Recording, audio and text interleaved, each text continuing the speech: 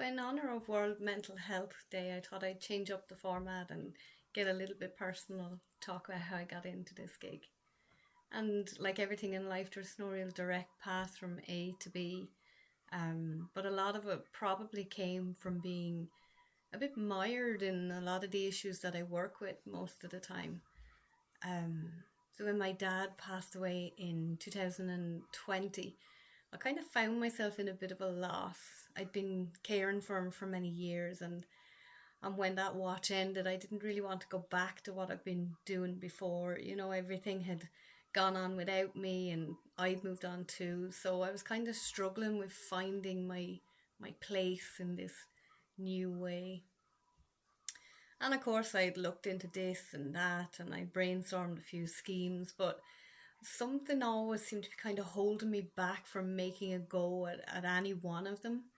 Um, and then one day I was on a trip to the vets, and I knew it wasn't going to be a happy ending, this trip, and so I was anxious and I was down in the dumps about that on top of everything else. And this problem of what I was going to do now had been kind of weighing on me for a long time at this point. And on my way to the vets, I drove by this woman on the road and she was walking her dog. And I remember being struck by how grey she looked, and not even in colour, and just sad and washed out. And all of a sudden, I had this like whole body thought that came to me just all over, not just in my mind, but all over. And it was just a thought that I just want to take the pain away. And that was kind of where it started then. From there, I looked into psychology, which was something I'd been interested in way back in secondary school, but it wasn't cool enough then.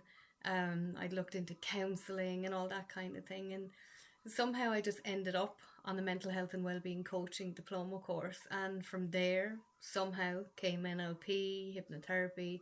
And I don't even remember all the tiny links in that, long chain that got me there.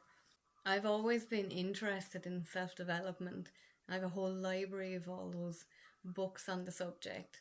I'd spent years in meditation, yoga, tai chi, and law of attraction, manifestation, exercises, and all that kooky kind of stuff. But while other people were drooling into the 50 Shades of Grey books, I was getting my rocks off to the Dalai Lama's books. So it just seemed right, and it seemed that it just came back around to that uncool idea in the end. And that's how I ended up in this gig.